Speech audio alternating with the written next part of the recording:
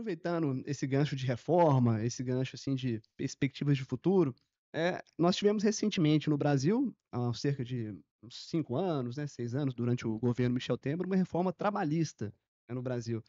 A nossa legislação trabalhista, ela vem da década de 40, né, se não me engano, teve uma atualização, agora recente.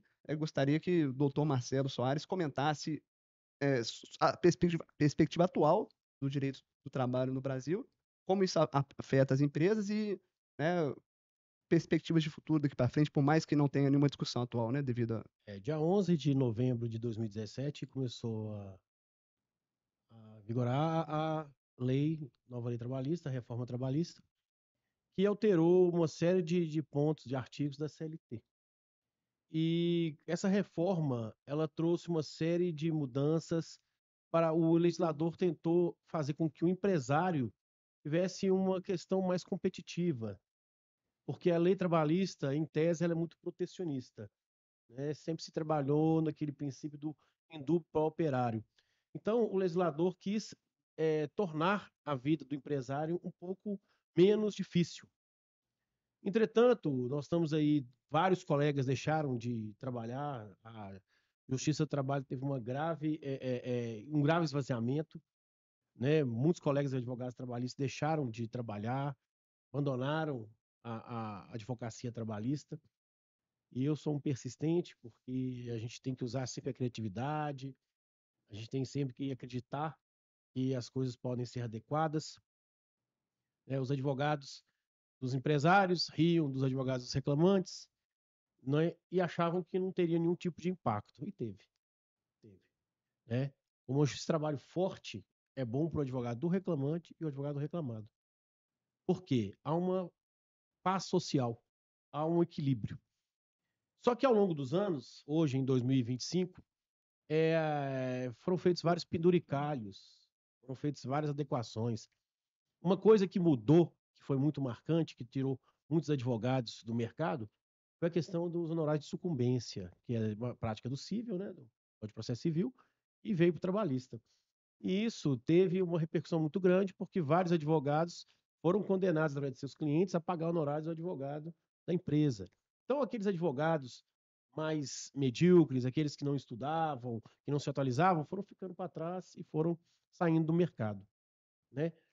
Mas, hoje em dia, com os penduricalhos, com os entendimentos alterados, praticamente hoje o reclamante não paga mais, não há mais condenação, né? Não consegue novamente a justiça gratuita.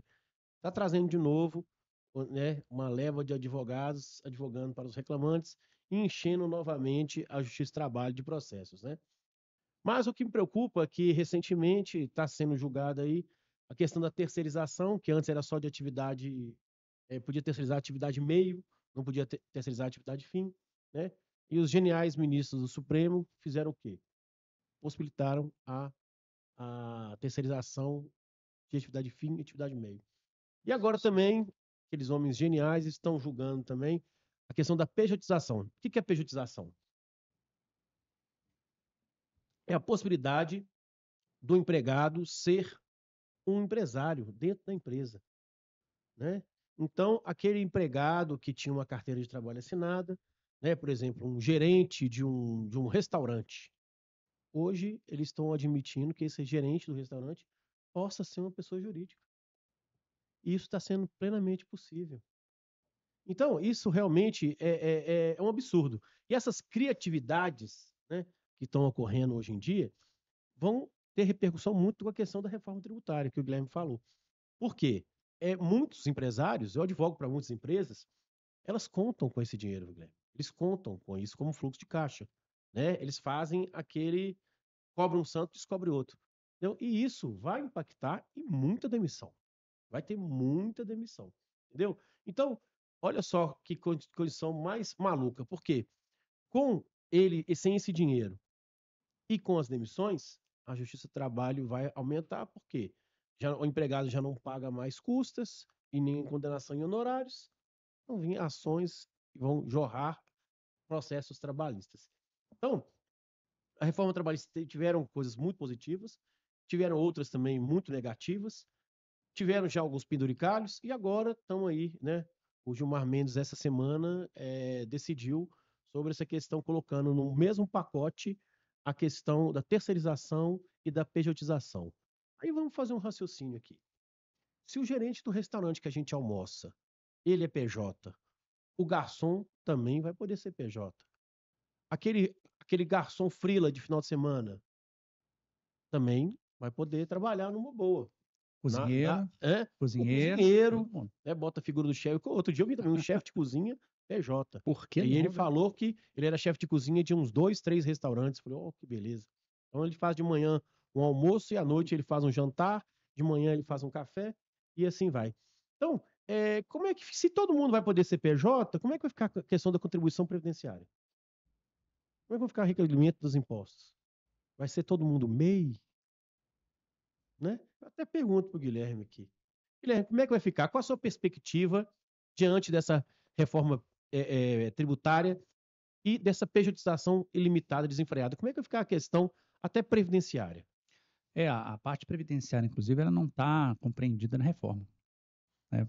Talvez por interesse de não cutuca aquele ali não, né? Porque o previdenciário, eu acho que dentre essas situações é onde que a gente vê mais distorção, e aí uma distorção que penaliza diretamente, digamos assim, né? Aí, as empresas, claro que existe uma justificativa.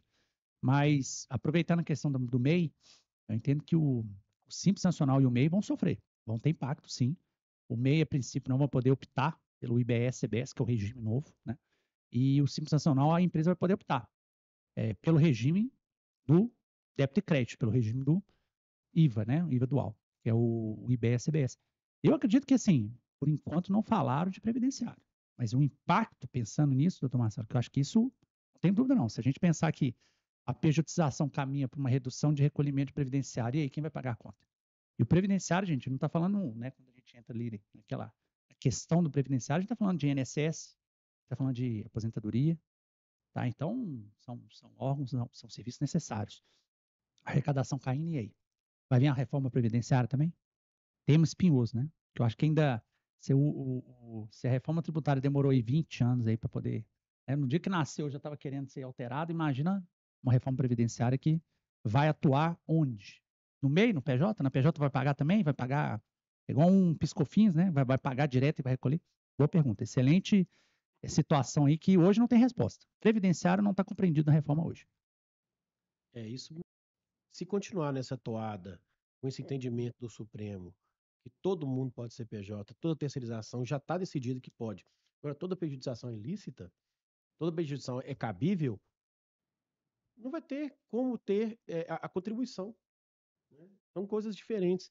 Então, isso muito me preocupa e eu quero ver essa repercussão aí. Na hora que o dinheiro faltar das empresas, vai ter demissão em massa. Cobertor curto, né?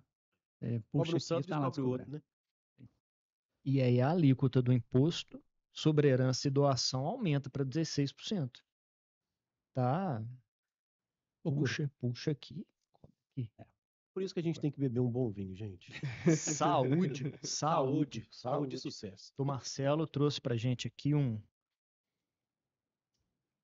Francês, eu não sei francês, né? Maravilhoso. Le Petit Pierre. Como é que lê isso aqui? Com os olhos. Chenas. Com os olhos. É um vinhozinho pra gente poder, na hora que vem a tristeza, a gente bebe e volta a ficar alegre. Exatamente. Bom, para encerrar